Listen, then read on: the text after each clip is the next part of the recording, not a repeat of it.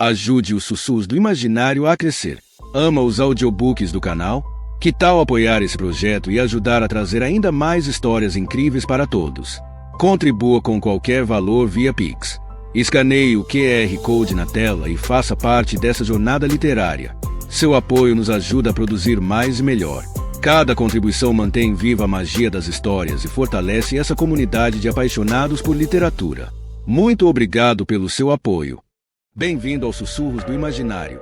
Nosso canal é totalmente dedicado a audiobooks, proporcionando uma experiência imersiva para todos os amantes de boas histórias. Aqui, você pode relaxar e deixar sua imaginação fluir enquanto escuta os melhores títulos literários. Dica especial: para uma experiência ainda mais completa, recomendamos que você acompanhe o audiobook com o livro físico ou o e-book. Dessa forma, você poderá desfrutar tanto da narrativa quanto do texto original, unindo os dois mundos. Pedimos desculpas especialmente aos deficientes visuais por quaisquer falhas que possam ocorrer nos audiobooks, como trechos em outras línguas, pequenos erros de narração ou tradução. Isso acontece porque utilizamos narração sintética para manter a produção dos áudios. Queremos ouvir você. Sugira nos comentários livros que gostaria de ver aqui no canal. Não se esqueça de curtir, comentar e se inscrever para ficar por dentro de todas as novidades. Obrigado por estar conosco e bons sussurros.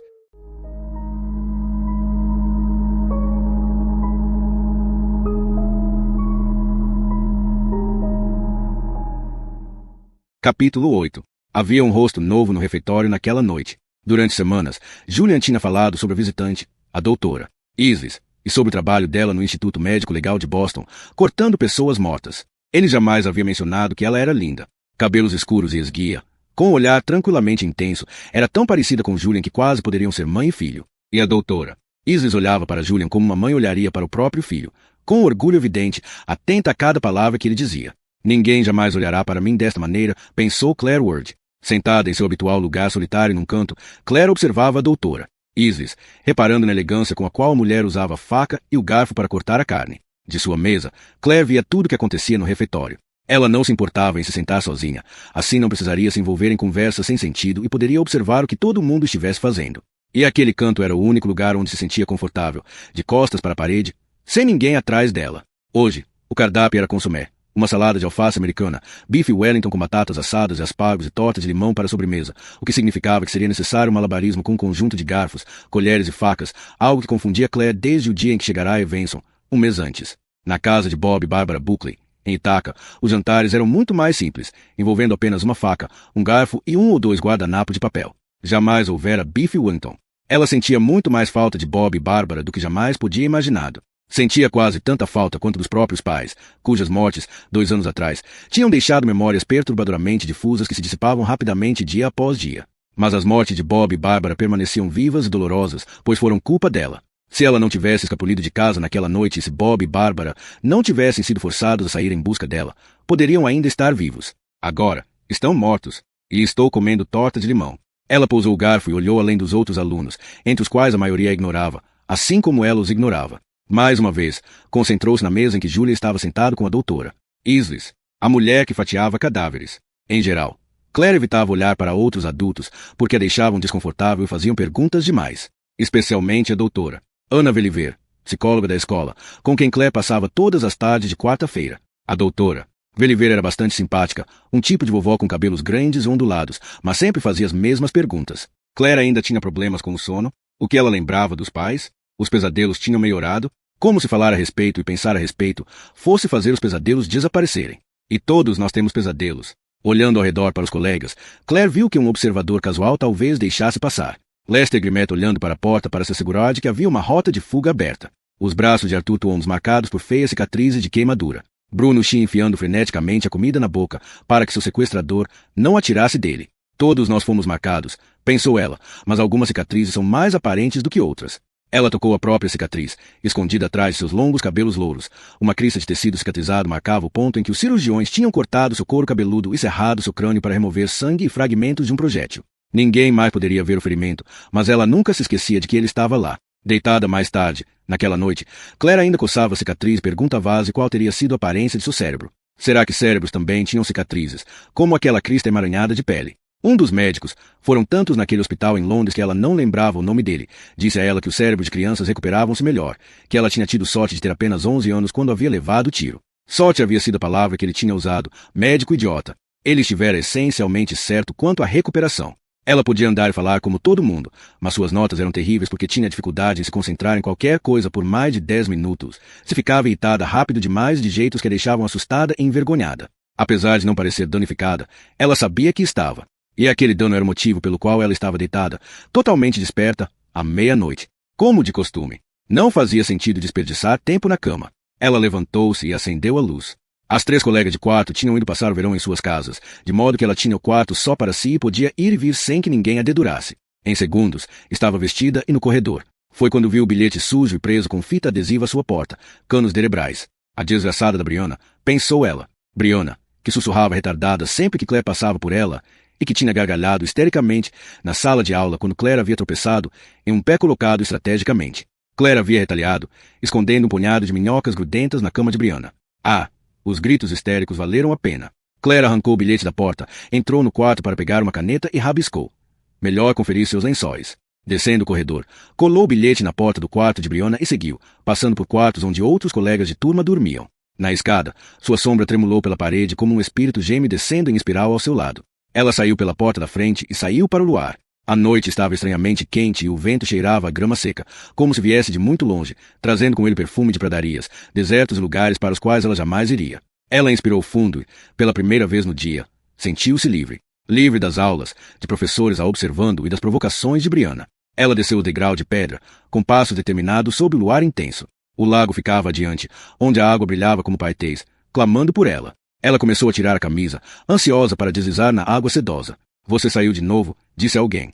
Claire virou-se para ver uma figura separar-se da sombra das árvores. Uma figura que ela reconheceu instantaneamente pela silhueta larga. Will Yablonsky surgiu sob o luar, mostrando o rosto com bochechas gorduchas. Ela se perguntou se ele sabia que Brianna suspirava grande baleia branca pelas costas dele. Pelo menos isto Will e eu temos em comum, pensou ela. Somos os esquisitos. O que está fazendo aqui? Perguntou ela.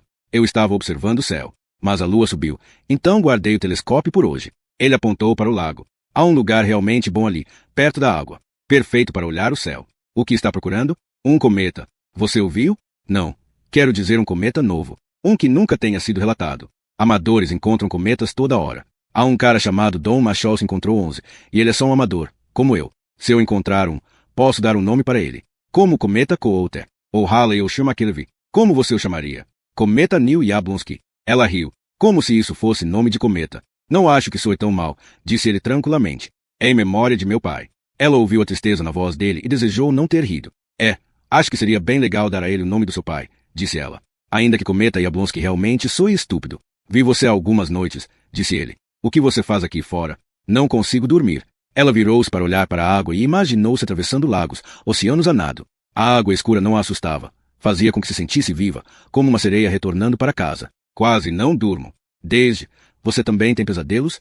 Perguntou ele. Apenas não durmo. É porque meu cérebro está todo bagunçado. O que você quer dizer? Tenho uma cicatriz aqui, na cabeça, onde os médicos serraram e abriram meu crânio. Eles removeram pedaços da bala de revólver e danificaram coisas lá dentro. Portanto, não durmo. As pessoas precisam dormir ou morrem. Como consegue ficar sem dormir? Apenas não durmo tanto quanto os outros. Algumas horas. É tudo. Ela inspirou o vento com perfume de verão. De todo modo, gosto da noite. Gosto porque é tranquila. Há animais que você não vê durante o dia, como corujas e gambás. Às vezes, caminho pela floresta e vejo os olhos deles. Você se lembra de mim, Claire? A pergunta, feita de maneira tão delicada, fez com que ela se virasse para ele, intrigada. Vejo você todos os dias, Will. Não. Quero saber se você se lembra de mim de algum outro lugar. Antes de virmos para Evanston, eu não conhecia você antes. Tem certeza? Ela encarou-o sob o luar. Viu uma grande cabeça, com um rosto em forma de lua. Will era assim. Grande, da cabeça aos pés enormes. Grande e macio, como um marshmallow. Do que está falando? Quando cheguei aqui, quando vi você no refeitório, tive uma sensação estranha. Como se tivesse conhecido você antes. Eu estava morando em Ithaca. Onde você estava? Em New Hampshire. Com meus tios. Nunca estive em New Hampshire. Ele aproximou-se. Aproximou-se tanto que sua grande cabeça eclipsou a lua que nascia. E eu costumava morar em Maryland. Há 2 anos, quando meus pais eram vivos. Isso significa alguma coisa para você? Ela balançou a cabeça. Eu não me lembraria. Tenho dificuldade até mesmo em me lembrar dos meus pais, de como eram as vozes deles, de como riam ou do cheiro deles. Isso é muito triste. Que não se lembre. Tenho álbuns de fotos, mas quase não os vejo. É como ver fotos de estranhos. O toque dele a assustou, e ela recuou. Não gosta que a toquem. Não desde que havia despertado naquele hospital em Londres, onde um toque costumava significar outra agulhada e outra pessoa infligindo dor, por mais que bem intencionada. Evanson deveria ser nossa família agora, disse ele. É, grunhiu ela. É o que a doutora Veliver vive repetindo. Que somos todos uma família grande e feliz. É bom acreditar nisso, não acha? Que tomaremos conta uns dos outros. Claro, e acredito na fada dos dentes. As pessoas não cuidam umas das outras. Elas só se preocupam consigo mesmas. Um feixe de luz tremulou em meio às árvores. Ela virou-se, viu o carro que se aproximava e disparou instantaneamente em direção ao arbusto mais próximo. Will seguiu-a, movendo-se como um alce ruidoso com seus pés gigantescos. Ele agachou-se ao lado dela. Quem está chegando a essa hora da noite? Sussurrou ele. Um sedã escuro reduziu a velocidade até parar diante da casa. Um homem saiu do carro, alto e esguio como uma pantera. Ele pausou ao lado do automóvel e examinou a noite, como que procurando na escuridão algo que ninguém mais conseguia ver. Durante um instante frenético, Claire pensou que ele estivesse olhando para ela e abaixou-se mais ainda atrás do arbusto, tentando se esconder dos olhos que viam tudo. A porta da frente da escola abriu-se, jogando luz sobre o pátio, e o diretor Godfrey Baum surgiu na entrada. Anthony! Bradou Baum. Obrigado por vir tão prontamente. São acontecimentos perturbadores. É o que parece. Venha, venha. Seu quarto está pronto e uma refeição aguarda. Comi no avião. Devemos cuidar diretamente do problema em questão. É claro, a doutora Veliver tem monitorado a situação em Boston. Está pronta para interceder, se necessário. A porta fechou-se. Claire levantou-se, perguntando-se quem seria o estranho visitante. E por que o diretor Baum soara tão nervoso. Vou checar o carro dele, disse ela. Claire, não, sussurrou Will. Mas ela já seguia em direção ao sedã. O capô ainda estava quente, a superfície encerada brilhava sob o luar. Ela contornou o veículo, acariciando a superfície. Sabia que era uma Mercedes por causa da insígnia. Preto, reluzente, caro. O carro de um homem rico. Trancado, é claro. Quem é ele?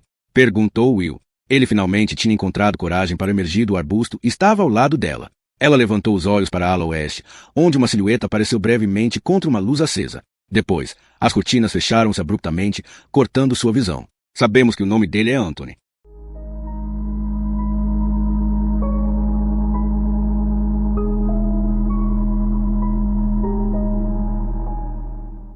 Capítulo 9. Maura não dormiu bem naquela noite. Talvez fosse a cama estranha. Talvez fosse o silêncio do lugar. Um silêncio tão profundo que parecia que a própria noite estava prendendo a respiração, esperando.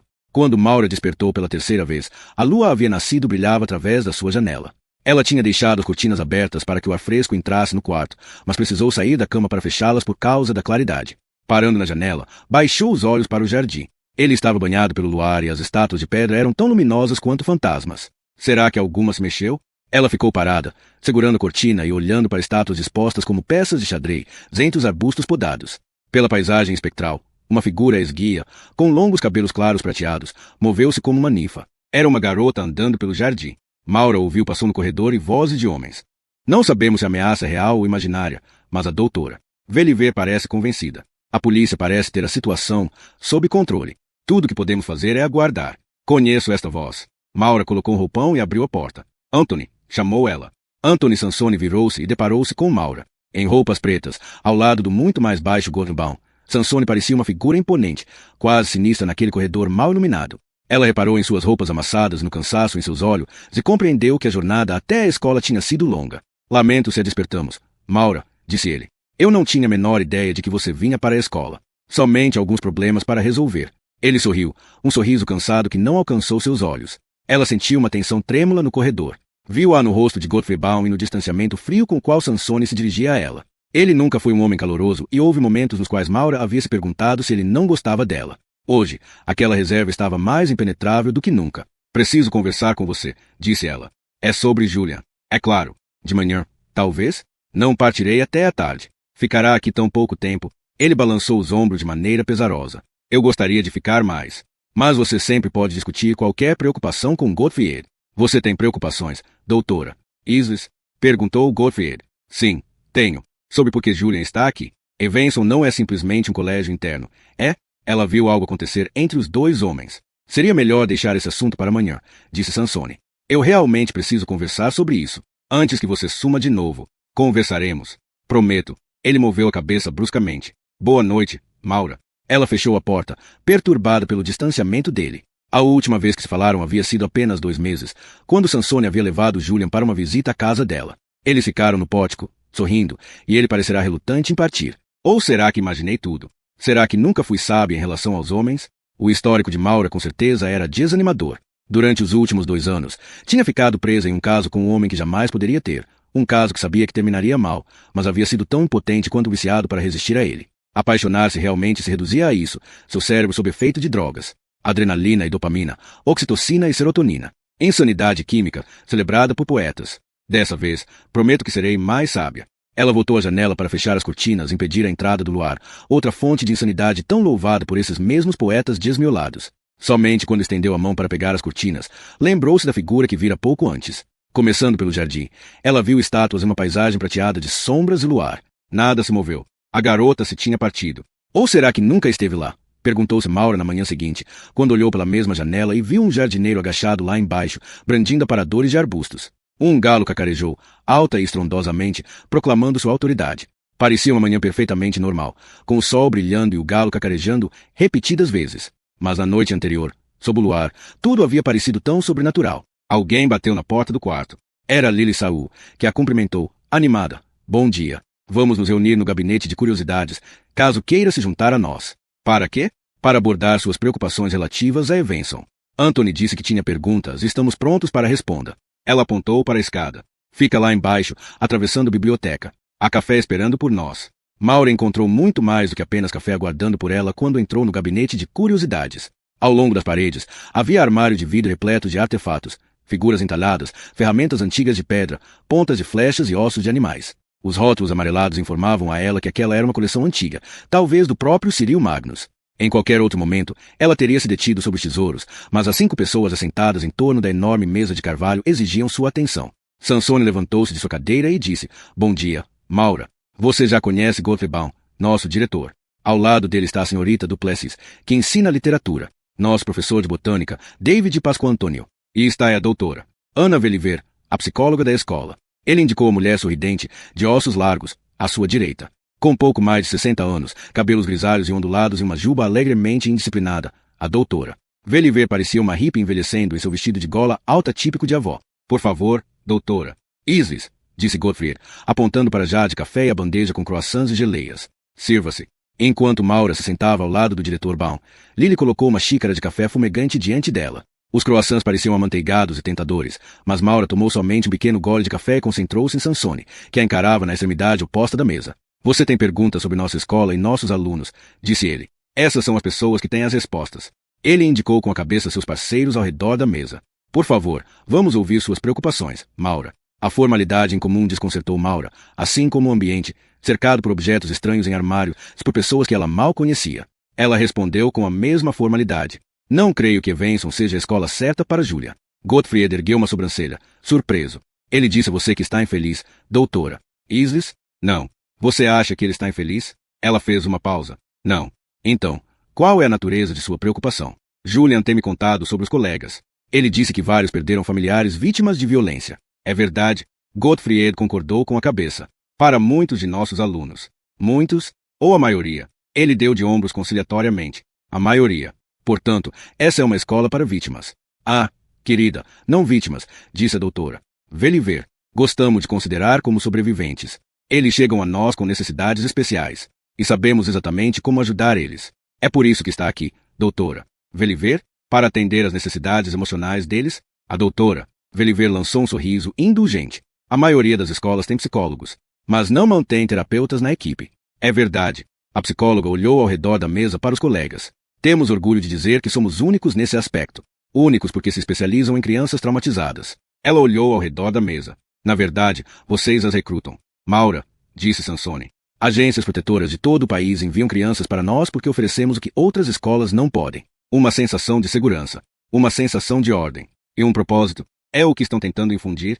Maura olhou para os 6 rostos que a observavam. Vocês todos são membros da sociedade Mephisto, não são? Será que podemos tentar nos ater ao assunto da conversa? Sugeriu a doutora. Veliver. E nos concentrar no que fazemos aqui em Evenson? Estou falando de Evenson.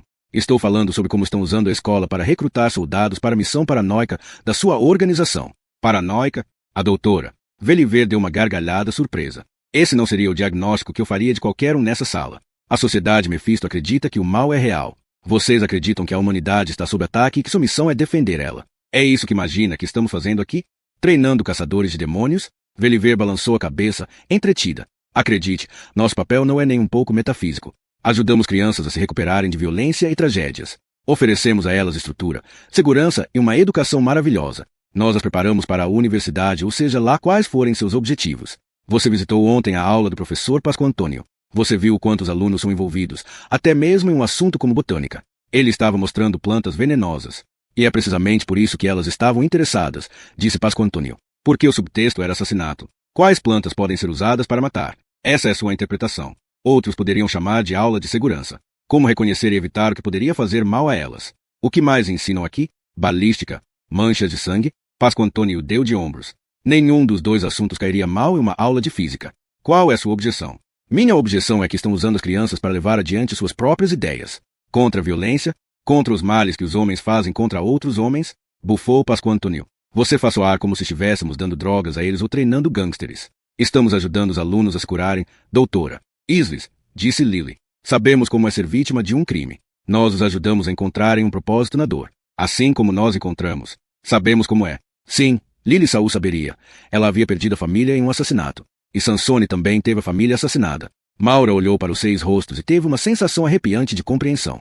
Todos vocês perderam alguém, disse ela. Gottfried concordou pesadosamente com a cabeça. Minha esposa, disse ele. Um assalto em Berlim. Minha irmã, falou a senhorita Duplessis. Estuprada e estrangulada em Detroit.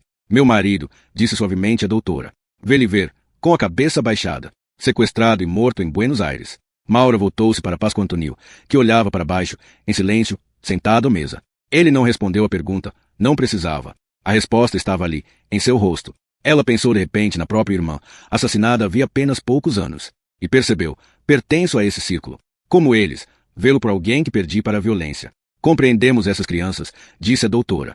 Veliver, por isso Evenson é o melhor lugar para elas. Talvez o único lugar para elas. Porque são como nós. Somos todos uma família. De vítimas? Não. De sobreviventes. Seus alunos podem ser sobreviventes, argumentou Maura, mas são apenas crianças. Não podem escolher por conta própria. Não podem se recusar. A quê? Perguntou a doutora. Veliver, a se unir a esse exército.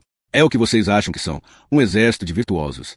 Vocês reúnem os feridos e os transformam em guerreiros. Nós os criamos. Oferecemos a eles uma maneira de se reerguer diante da adversidade. Não, vocês mantêm eles em um lugar onde jamais poderão esquecer. Ao cercar com outras vítimas, vocês tiram deles qualquer chance de verem o mundo da maneira que outras crianças veem. Em vez de luz, eles veem escuridão.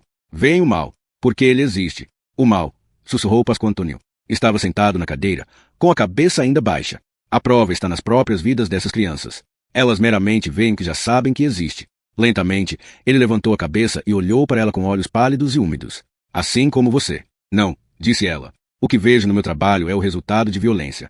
Essa coisa que você chama de mal é apenas um termo filosófico. Chame do que quiser. Essas crianças sabem a verdade. Ela está gravada em suas memórias. Gottfried disse, racionalmente. Fornecemos o conhecimento e as habilidades para que elas façam diferença no mundo. Inspiramos as crianças a agirem, assim como fazem outras escolas particulares. Academias militares ensinam disciplina. Escolas religiosas ensinam piedade. Escolas preparatórias para a faculdade se enfatizam a academia. E Evenson, ensinamos resiliência, doutora. Islis, respondeu Gottfried. Maura olhou para os rostos ao redor da mesa, todos evangelistas. E seus recrutas eram os feridos e vulneráveis, crianças que não tiveram uma escolha. Ela levantou-se. Júlia não serve para esse lugar. Encontrarei outra escola para ele. Lamento que essa decisão não caiba a você, disse a doutora. Veliver, você não tem a custódia legal do garoto. Farei uma petição ao estado de Wyoming. Você teve a oportunidade de fazer isso há 6 meses. E abriu mão. Porque pensei que essa escola seria o lugar certo para ele. Essa escola é o lugar certo para ele, Maura, disse Sansone. Tirar ele de Venson seria um erro. Um erro do qual se arrependerá. Haveria um aviso na voz dele. Ela tentou ler seu rosto, mas, como tantas vezes antes, fracassou. Isto cabe a Júlia, não acha? Perguntou a doutora. Veliver. Sim, claro que cabe, disse Maura. Mas vou dizer a ele exatamente o que penso. Então sugiro que antes compreenda o que estamos realizando aqui. Mas eu já compreendo. Você chegou aqui ontem, doutora. Islis, disse Lily. Ainda não viu o que oferecemos às crianças. Não caminhou na nossa floresta, não viu nossos estábulos e fazenda, não observou as habilidades que estão aprendendo aqui. Tudo, de arco e flecha, plantar a própria comida e aprender como sobreviver na floresta. Sei que você é uma cientista. Não deveria basear suas decisões em fatos em vez de emoções. O que Lily dizia era verdade e fez Maura pensar. Ela ainda não explorara Evenson. Não tinha ideia se haveria alternativa melhor para Julia. Nos dê uma chance, disse Lily. Separe um tempo para conhecer os alunos e verá porque Evenson é o único lugar que pode ajudar elas. Acabamos de acolher 2 crianças novas. Ambas sobreviveram a massacres. Primeiro, tiveram os pais mortos, depois os pais adotivos foram assassinados. Imagine quão profundas são as cicatrizes deles. Ficarem órfãos 2 vezes sobreviventes. Lily balançou a cabeça. Não conheço outra escola que compreenderia a dor deles da maneira como nós podemos. Órfãos 2 vezes sobreviventes. Essas crianças, disse Maura, delicadamente. Quem são? Os nomes não importam, disse a doutora. Vê-lhe ver. O que importa é que precisam de Evenson. Quero saber quem essas crianças são. A exigência ríspida pareceu alarmar a todos. Um silêncio se passou antes que Lily perguntasse. Por que quer saber? Você disse que eram 2. Um garoto e uma menina. Os casos são relacionados? Não. Will veio de New Hampshire. Claire veio de Ithaca, Nova York. Por que pergunta? Porque acabo de realizar necropsias em uma família em Boston, morta durante uma invasão doméstica. Houve um sobrevivente na casa, o filho adotivo. Um garoto de 14 anos. Um garoto que ficou órfão há 2 anos, quando a família foi massacrada. Ela olhou para os rostos chocados. Ele é justamente como seus 2 alunos. 2 vezes órfão. 2 vezes sobrevivente.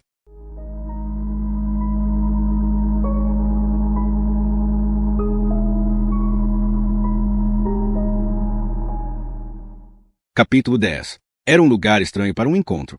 Jane estava na calçada, olhando para janelas com cortinas fechadas nas quais as palavras Noites da Arábia estavam gravadas em tinta dourada e descascada sobre a figura pintada de uma mulher voluptuosa com calças de odalisca. A porta abriu-se de repente e um homem saiu, tropeçando. Ele cambaleou por um momento, franzindo os olhos contra o sol, e desceu a rua, desequilibrado, deixando atrás de si o cheiro azedo de bebida. Quando Jane entrou no estabelecimento, um cheiro de álcool ainda mais forte atingiu-a em cheio no rosto. No interior, estava tão escuro que ela mal enxergava as silhuetas de 2 homens debruçados sobre o bar diante de suas bebidas. Almofadas espalhafatosas e sinos adornando pequenos camelôs decoravam os reservados revestidos de veludo, e Jane quase esperava ver uma dançarina do ventre entrar com uma bandeja de coquetéis. Pego algo para você, senhorita, gritou o bartender. Os 2 clientes giraram nos bancos para olhar para ela. Estou aqui para encontrar alguém, respondeu ela. Acho que está procurando aquele cara nos fundos.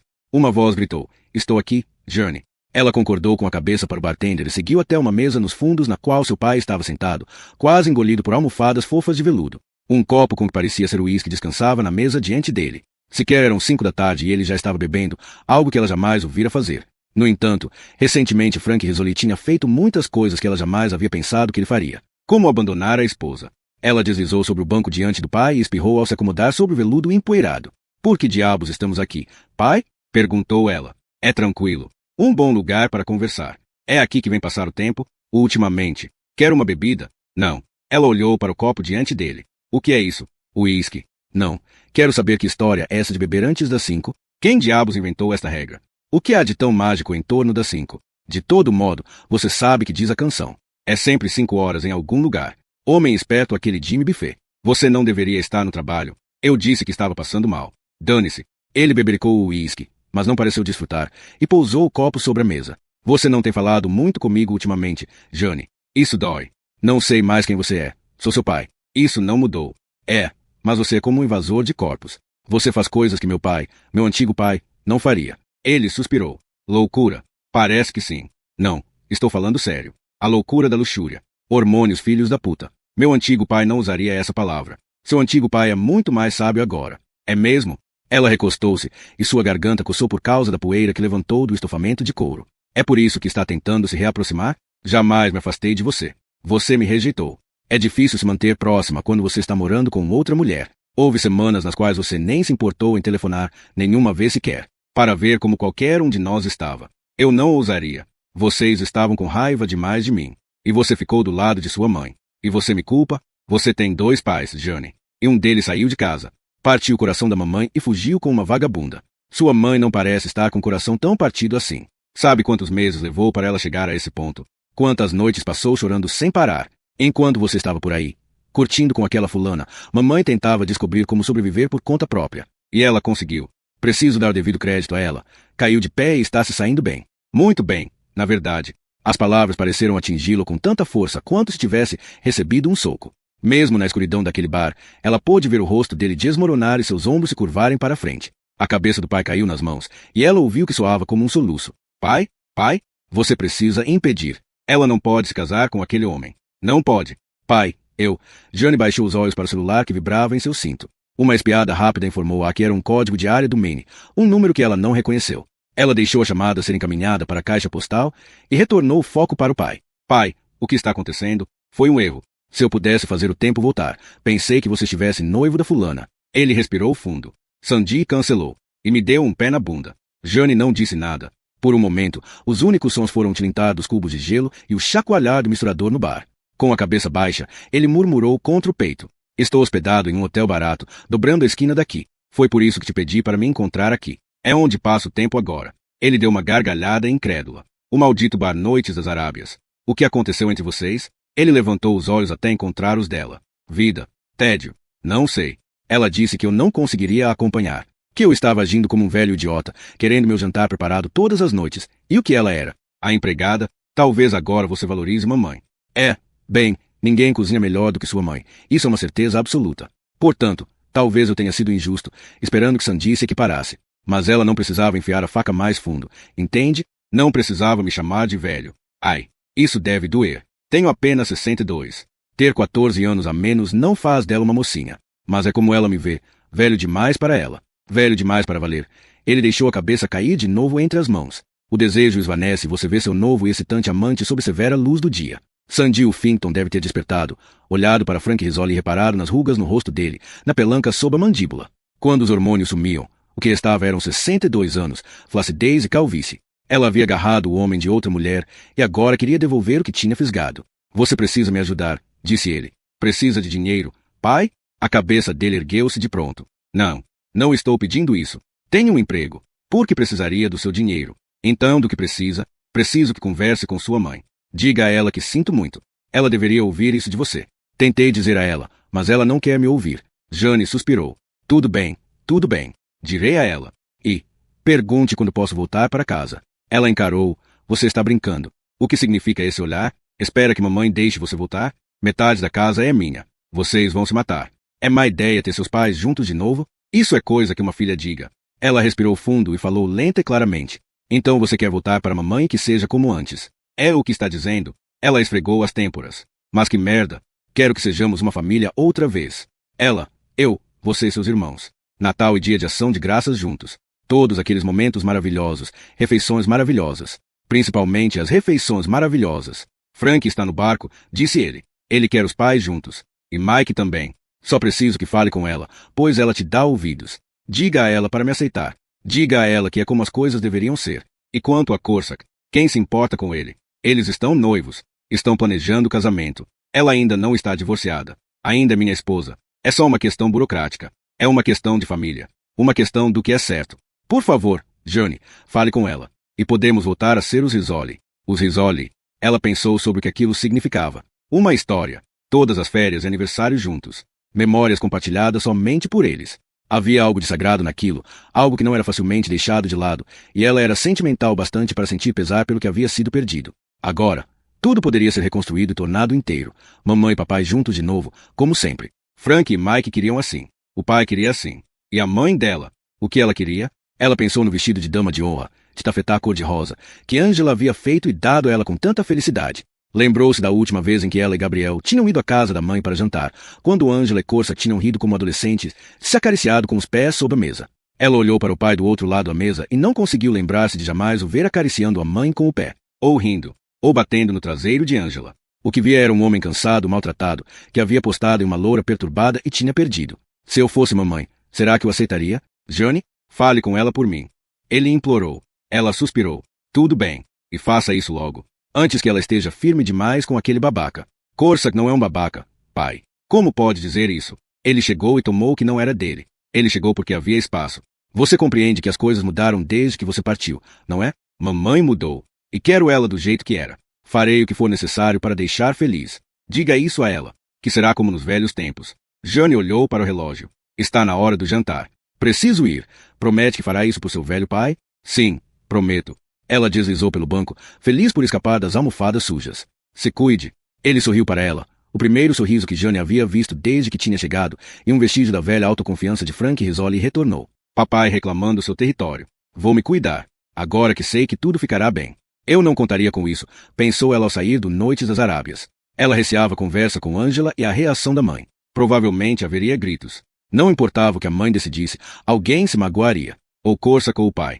E Jane havia acabado de se habituar com a ideia de Corsac se juntar à família. Ele era um homem grande, com um grande coração, e amava Angela. Sem dúvida. Quem você vai escolher? Mãe? A conversa iminente perturbou-a durante toda a viagem para casa, piorando seu humor durante o jantar, durante o banho de Regina, durante os rituais noturnos de ler uma história e dar 5 beijos de boa noite na cama. Quando Maura finalmente fechou a porta do quarto da filha e caminhou para a cozinha para telefonar para Angela, sentiu-se na última caminhada no corredor da morte. Ela pegou o telefone, desligou e afundou, com um suspiro, em uma cadeira na cozinha. Você sabe que está sendo manipulada, disse Gabriel. Ele fechou o lava-louça e ligou. Não precisa fazer isso, Jane. Prometi ao meu pai que ligaria para ela. Ele é perfeitamente capaz de ligar por conta própria. É errado colocar você no meio. O casamento é problema deles. Ela grunhiu e apoiou a cabeça entre as mãos. O que o faz um problema meu. Vou apenas dizer isso. Seu pai é um covarde. Ele pisou na bola de vez e agora quer que você conserte tudo. E se eu for a única que puder consertar? Gabriel sentou-se, juntando-se a ela à mesa da cozinha. Convencendo sua mãe a aceitar ele de volta? Não sei. O que é melhor? Sua mãe precisará escolher. Jane levantou a cabeça e olhou para Gabriel. O que acha que ela deveria fazer? Ele ponderou a questão enquanto lava a louça, esguichava água e murmurava ao fundo. Acho que ela parece bastante feliz. Então você votaria em Corsac. Ele é um homem decente, Jane. Ele é gentil com ela. E não a magoará. Mas ele não é meu pai.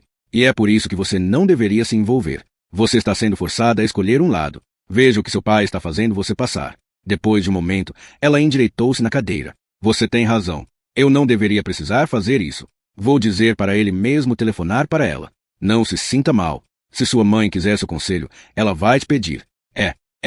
Eu vou dizer isso a ele. Agora, qual é o maldito número novo dele? Ela pegou o celular na bolsa para conferir a lista de contatos. Foi somente aí que reparou no que aparecia escrito no visor, uma nova mensagem de voz. A chamada que chegará quando estava conversando com o pai. Ela ouviu a mensagem e reconheceu a voz de Maura. 2 crianças aqui, uma garota chamada Claire Ward e um garoto, Will Yablonsky. Jane, eles são como Ted e Clock. Pais biológicos mortos há 2 anos. Pais adotivos mortos no mês passado. Não sei se os casos estão relacionados, mas é muito estranho, não acha? Jane ouviu a mensagem 2 vezes. Então, ligou para o número do qual Maura telefonara. Depois de 6 toques, uma mulher atendeu. Escola Evenson. Aqui é a doutora. Vê-lhe ver. Aqui é a detetive Jane Rizzoli, polícia de Boston. Estou tentando falar com a doutora. Maura Isves. Lamento, mas ela foi passear de canoa no lago ao final da tarde. Tentarei o celular dela. Não temos sinal aqui. Foi por isso que ela usou nossa linha fixa. Então peça para ela me telefonar quando puder. Obrigada. Jane desligou e olhou para o telefone por um instante, esquecendo momentaneamente todos os pensamentos sobre os pais. Em vez deles, pensou em Ted e Clock. Mu chamaram de o garoto mais azarado do mundo, mas agora ela sabia que havia outros 2 iguais a ele. 3 crianças azaradas. Talvez houvesse mais crianças adotivas em outra cidade sendo caçadas naquele instante. Preciso sair, disse ela. O que está acontecendo? Perguntou Gabriel. Preciso ver Ted e Clock. Algum problema? Ela pegou as chaves do carro e seguiu para a porta. Espero que não. Estava escuro quando ela chegou ao abrigo no subúrbio, onde Ted havia sido temporariamente instalado. Era uma casa colonial branca e antiga, mas preservada, recuada e protegida por árvores frondosas. Jane estacionou na entrada e saiu para a noite quente que cheirava a grama recém-cortada. A rua era tranquila e apenas carros ocasionais passavam. Através das árvores, Jane mal conseguia vislumbrar as luzes dos vizinhos ao lado. Ela subiu os degraus do pórtico e tocou a campainha. A senhora Nancy Nigo atendeu, secando as mãos em um pano de prato. Seu rosto sorridente estava salpicado de farinha e cabelos grisalhos tinham soltado de sua trança. A casa exalava cheiro de canela e baunilha, e Jane ouviu o som de risadas de meninas. Você chegou aqui em tempo recorde, detetive, disse Nancy. Lamento se meu telefonema a alarmou, disse Jane. Não, as garotas e eu estamos nos divertindo muito assando cookies. Acabamos a primeira fornada. Entre. Ted está bem? Perguntou Jane em voz baixa ao entrar no saguão. Nancy suspirou. Receio que esteja escondido lá em cima. Não está com humor para se juntar a nós na cozinha. É como tem agido desde que chegou aqui. Come o jantar, vai para o quarto e fecha a porta. Ela balançou a cabeça. Perguntamos à psicóloga se deveríamos tentar convencer Ted a sair, talvez o impedir de usar o computador e fazer com que se juntasse às atividades em família. Mas ela disse que é cedo demais. Talvez ele apenas tenha medo de se ligar a nós, por causa do que aconteceu com a última. Nancy fez uma pausa. De todo modo, Patrick e eu estamos indo devagar com ele. Patrick está aqui? Não, está na aula de futebol de Trevor.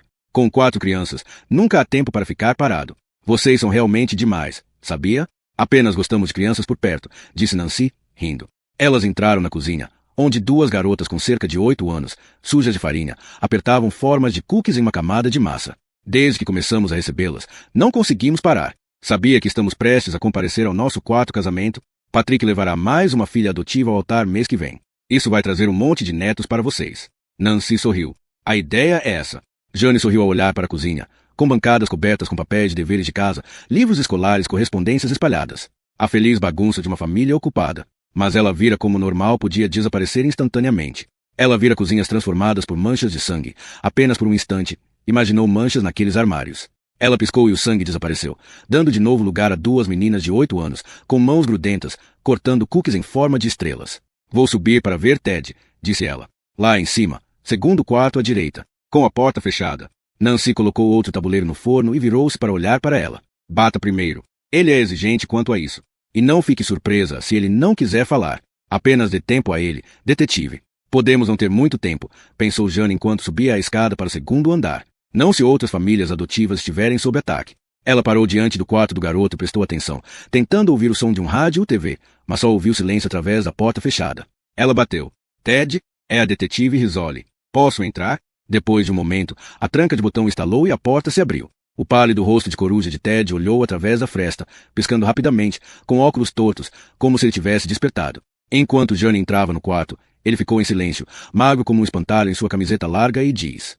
Era um cômodo agradável, pintado de amarelo-lima e com cortinas de estampa da savana africana. As prateleiras guardavam livros infantis para várias idades e nas paredes pendiam posteres de personagens de Vila Sésamo, uma decoração certamente infantil demais para um garoto de 14 anos inteligente como Ted. Jane perguntou-se quantas outras crianças traumatizadas se refugiaram naquele quarto e encontraram consolo naquele mundo seguro criado pelos Inigo. O garoto ainda não havia falado. Jane sentou-se em uma cadeira ao lado do laptop de Ted, no qual um protetor de tela desenhava formas geométricas no monitor.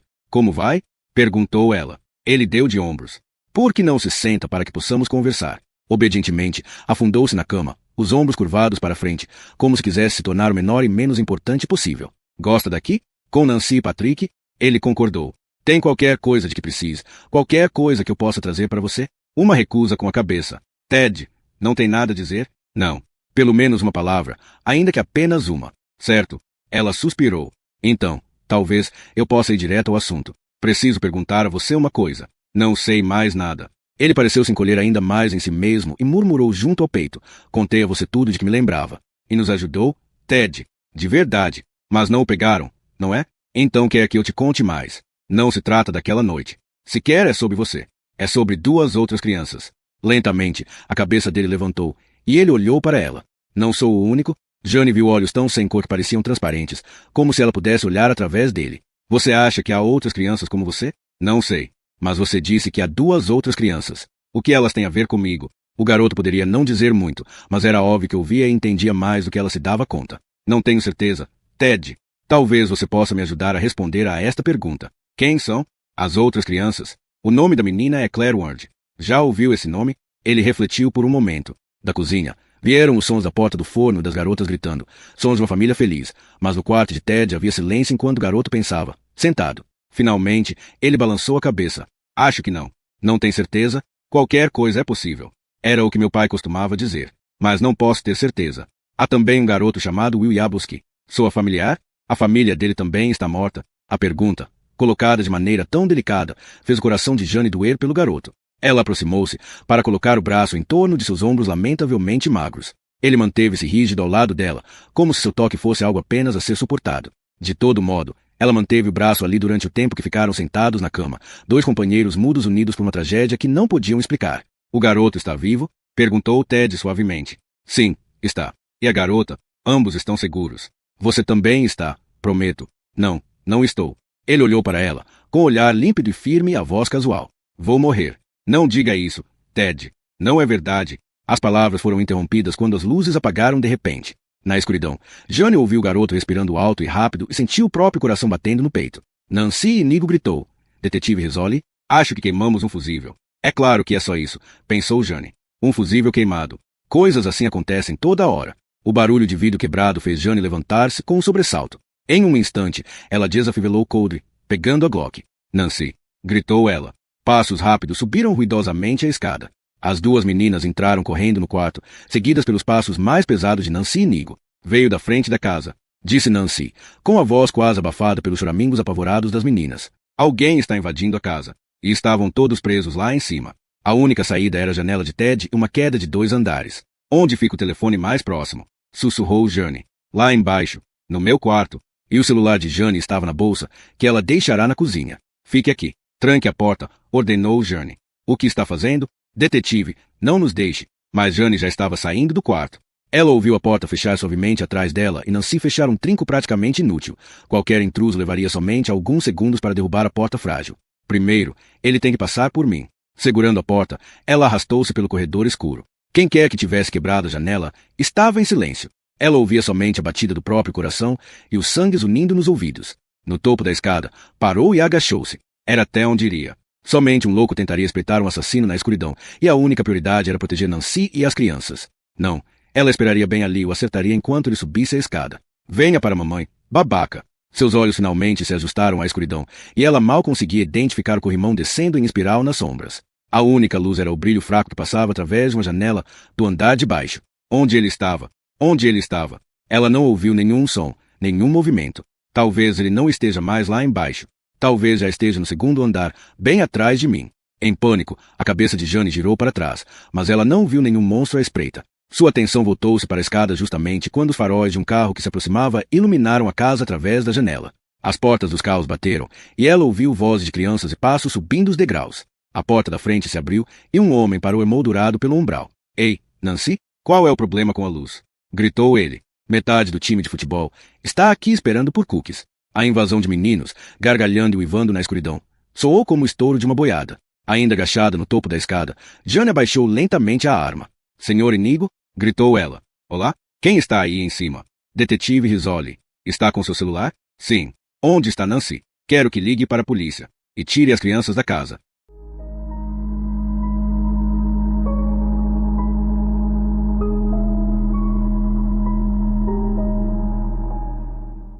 Capítulo 11. A janela do escritório no primeiro andar estava quebrada e estilhaços de vidro reluziam como diamantes espalhados pelo chão. Parece ser o ponto de entrada do intruso, disse Frost.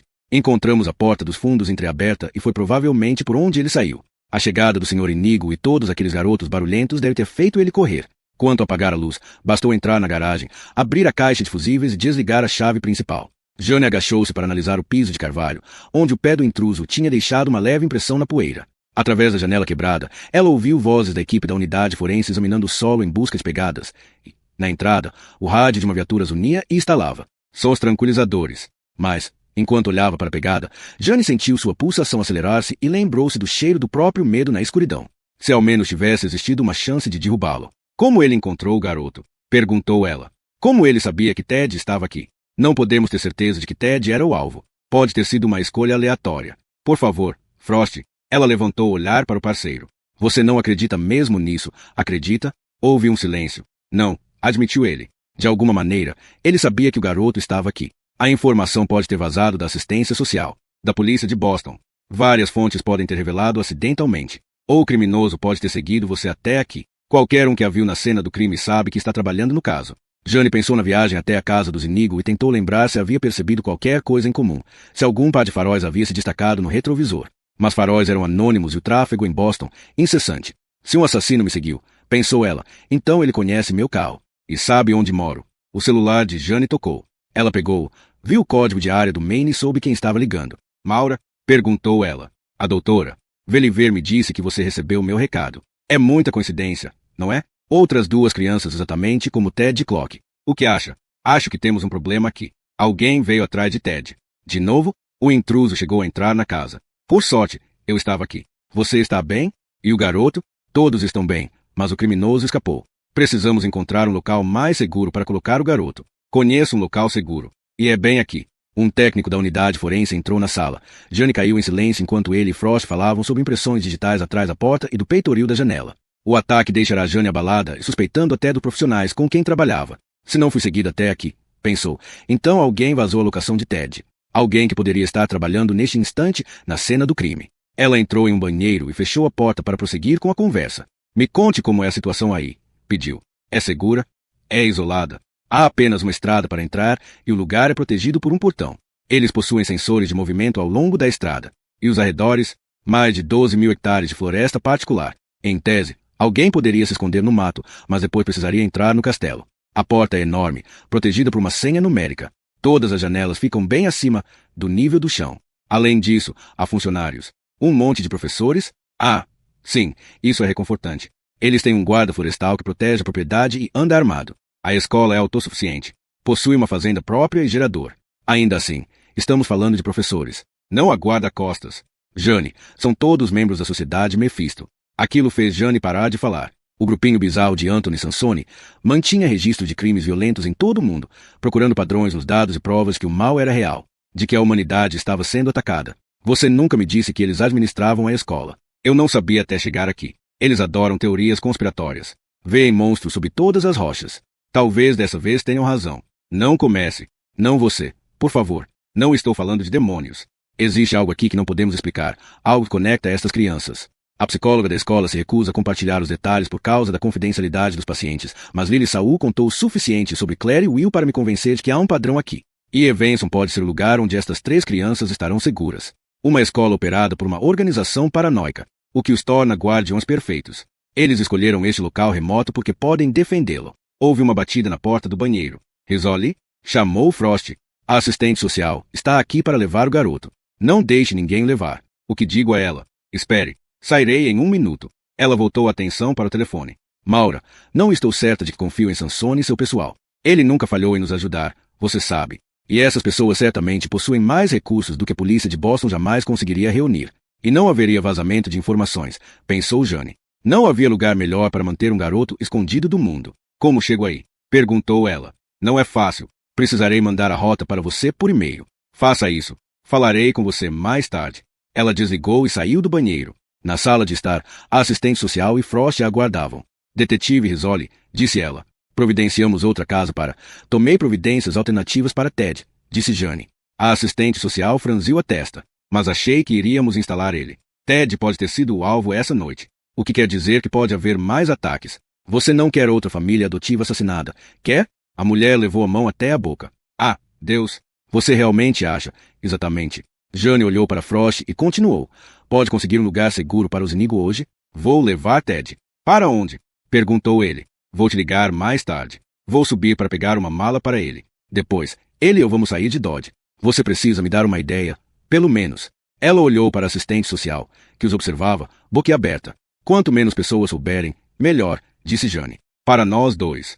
Jane dirigiu para o norte, com um olho no retrovisor, até o amanhecer. No banco de trás, Ted dormiu durante toda a viagem. Eles pararam no apartamento de Jane, onde ela apenas jogou algumas roupas e itens de toalete em uma mala de final de semana, e pegaram a estrada. Gabriel queria que ela tivesse uma boa noite de sono antes e esperasse até o amanhecer para partir, mas ela estava ansiosa para tirar Ted de Boston. Jane com certeza não o deixaria em sua casa, nem em qualquer lugar perto de sua família. Ela vira o que acontecia com famílias que acolhiam Ted. A morte parecia seguir os passos do garoto, brandindo a foice e talhando quem estivesse por perto. Ela não queria que ela fosse ensanguentada, ceifando as 2 pessoas que mais amava. Sendo assim, colocou o garoto no assento traseiro, jogou a mala no carro e, à 1h30 da manhã, saíam de Boston rumo ao norte, para longe da família dela. Aquela hora da madrugada, o tráfego estava leve e ela viu apenas alguns faróis a seguindo. Jane acompanhou o progresso deles. Logo depois de Saugus, um par de estilosos faróis de luzes halogênicas desviou. 40 quilômetros depois, as luzes de um SUV fizeram o mesmo.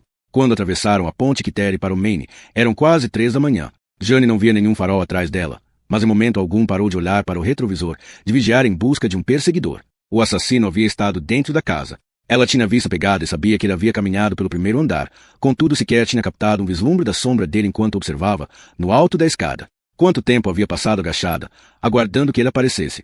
Quando a adrenalina inunda suas veias, quando você está prestes a encarar a própria morte, meros 60 segundos podem parecer uma vida. Ela estava certa de que tinham sido 5 minutos, talvez mais. Certamente tempo suficiente para ele revistar o primeiro andar e subir as escadas. Contudo, não foi o que fez. O que o havia impedido? Será que ele tinha sentido que uma policial o aguardava no alto da escada? Teria se dado conta de que as probabilidades estavam contra ele, que uma execução simples tinha se tornado uma batalha contra um oponente igualmente letal. Ela olhou sobre o ombro para o garoto. Ted estava encolhido, braços e pernas magrelos dobrados com força, como um embrião. Ele dormia profundamente, quase como dormem as crianças, sem demonstrar qualquer sinal de que o terror daquela noite invadira seus sonhos. Quando o sol nasceu, subindo entre uma massa de nuvens que retrocedia, Jane ainda estava atrás do volante. Ela abriu a janela, sentiu o cheiro de terra molhada e viu o vapor aquecido pelo sol subir do asfalto. Parou somente uma vez para reabastecer, tomar café e ir ao banheiro. Ted dormiu o tempo todo. Mesmo com a dose de café, Jane precisou lutar para permanecer desperta, permanecer concentrada naquele último trecho da estrada. Ela estava tão exausta que se esqueceu de telefonar antes, como Mauro havia aconselhado. Quando se lembrou de pegar o celular, não havia sinal nem como avisar a escola de que tinha chegado. Não importava, alguém já aguardava junto ao portão trancado. O homem do tamanho de um urso que bloqueava a entrada era uma figura ameaçadora, em jeans desbotado e botas de caminhada. Pendendo de seu cinto de couro havia uma enorme faca de caça, cujos dentes cerrados letais reluziam sob o sol matutino. Ela avançou até parar diante dele, mas ele não recuou, não deu sequer um passo para o lado. Ficou parado, com os braços cruzados, imóvel como uma montanha. Digo o que veio fazer aqui, senhora, disse ele. Ela franziu a testa ao ver o arco e a aljava de flechas pendurados em seu ombro e perguntou-se se tinha feito uma curva errada em algum lugar. Se havia ido parar em um território em que se faziam duelos de banjos. Depois, levantou o olhar para a arcada de ferro moldado e leu a palavra Evenson. Sou a detetive Jane Rizzoli. Sou esperada na escola. Ele caminhou até a janela do carona e olhou para o garoto adormecido. Esse é o jovem, Sr. Clock? Sim. Estou trazendo ele para a escola. No assento traseiro, Ted finalmente despertou. Quando viu o homem selvagem o encarando, ganiu, assustado. Está tudo bem, filho. A voz era surpreendentemente delicada para um homem de aparência tão feroz. Meu nome é Roman. Sou o guarda florestal da escola.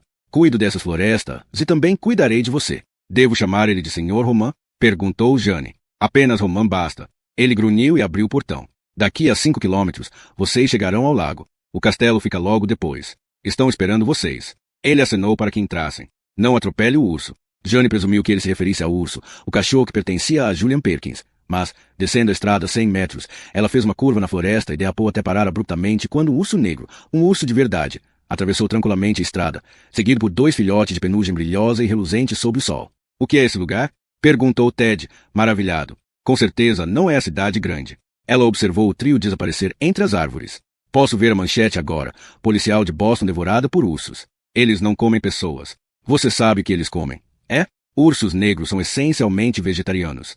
Essencialmente? Essencialmente. Isso não é reconfortante. Ela seguiu adiante, perguntando-se quais outras surpresas poderiam surgir no meio das árvores. Lobos, pumas, unicórnios. Naquele lugar selvagem, com uma floresta impenetrável, qualquer coisa poderia aparecer. No assento traseiro, Ted estava alerta, olhando pela janela, como se tudo fosse fascinante. Talvez seja aqui, no meio da floresta, exatamente onde o garoto deve estar. Era a primeira vez que ela o ouvirá dizer espontaneamente mais do que 2 frases. Há outras crianças aqui? Perguntou ele. Claro, é uma escola, mas estamos no verão. Não estão de férias? É um colégio interno. Alguns alunos ficam o ano todo aqui. Eles não têm famílias para visitar? Ela hesitou. Nem todos. Então é aqui que vivem. Ela olhou para trás sobre o ombro, mas ele não olhava para ela. Em vez disso, estava concentrado na espessa cortina de folhagem além da janela. Parece um lugar agradável, disse ela. O que acha? É, respondeu ele. E acrescentou em voz baixa, não acho que ele vai me encontrar aqui.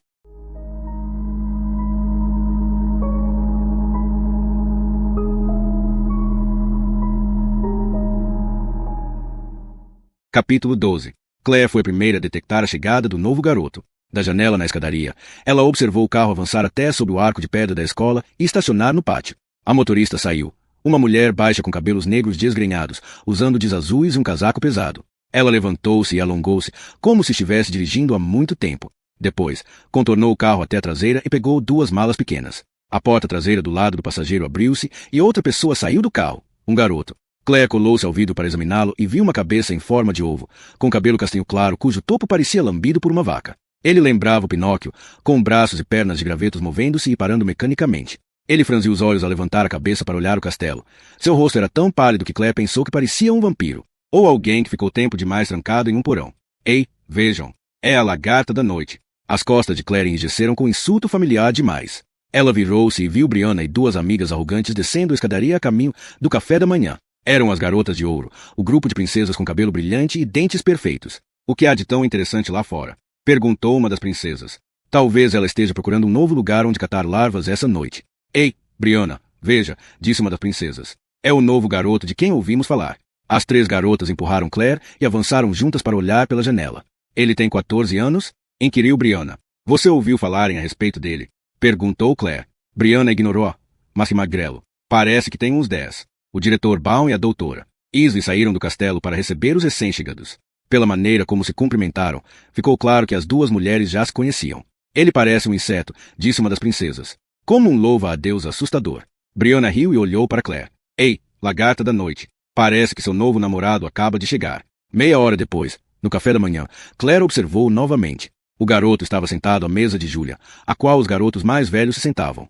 Havia sido provavelmente por isso que colocaram ali, para que cuidassem dele em seu primeiro dia. Ele parecia atordoado e um pouco amedrontado, como se estivesse ateiçado em um planeta estranho. De alguma maneira, Ted sentiu que Claire olhava e virou-se para ela. Então, continuou olhando, como se ela fosse a única pessoa que tivesse achado interessante. Como se tivesse detectado a única outra pessoa tão deslocada quanto ele. O tilintar insistente de uma colher contra uma taça de água fez com que todos olhassem para a mesa dos professores. O diretor Baum levantou-se com um render ruidoso de sua cadeira contra o chão. Bom dia, alunos, disse ele. Como tenho certeza de que repararam, há um novo aluno conosco. A partir de amanhã, ele assistirá a aulas. Ele indicou com a mão o garoto Pinóquio, que corou diante da atenção repentina. Espero que o façam se sentir bem-vindo. E espero que todos se lembrem de quando chegaram e tentem tornar maravilhoso o primeiro dia de Ted aqui. Ted, sem sobrenome. Claire perguntou-se por que o diretor Baum deixará de fora aquele detalhe específico. Ela estudou com mais atenção, da mesma maneira que o garoto a observava, e viu os lábios dele se curvarem em um sorriso tão incerto que ela sequer teve certeza absoluta de que estava ali. Perguntou-se por que, de todas as garotas na sala, era para ela que Ted olhava. As 3 princesas eram muito mais bonitas se estavam sentadas mais perto dele. Sou apenas a esquisita da turma, pensou, a garota que sempre diz a coisa errada. A garota com um buraco na cabeça. Então por que está olhando para mim? Aquilo a deixava desconfortável e empolgada ao mesmo tempo. Ah, vejam, ele está olhando para ela. Brianna havia se espreitado até a mesa de Claire e se debruçado para sussurrar algo no ouvido dela. Parece que o senhor Besouro Magrelo tem um lance pela senhorita Lagarta da noite. Me deixe em paz. Talvez vocês tenham lindos bebês insetos. Sem uma palavra, Claire pegou o copo com suco de laranja e derramou em Brianna, molhando os jeans com brilhos da rival e as sapatilhas novinhas. Vocês viram isso? Gritou Brianna. Vocês viram o que ela fez comigo? Ignorando os gritinhos ultrajados, Claire levantou-se e seguiu para a porta. Ao sair, viu o rosto com espinhas de Will Yablonsky sorrindo para ela e o polegar furtivo que ele levantou. Ali estava outro esquisitão, como ela. Talvez por isso Will fosse sempre tão gentil com ela. Esquisitões precisavam se unir ali naquela escola de aberrações, onde ninguém podia ouvir você gritar. O garoto novo também a olhava. Ted sem sobrenome. Claire sentiu seus olhos seguindo cada passo que ela dava. Ela só falou com ele na tarde seguinte. Todas as quintas-feiras, ela tinha fazeres no estábulo, e naquele dia estava cuidando de Plum Crazy, um dos 4 cavalos de Evenson. De todas as obrigações regularmente designadas a alunos, Claire não se importava nem um pouco com essa, apesar de significar limpar estábulos e levar fardos de serragem de um lado para o outro. Cavalos não reclamavam, não faziam perguntas, apenas a olhavam com aqueles olhos castanhos tranquilos, desconfiavam que ela não os machucaria.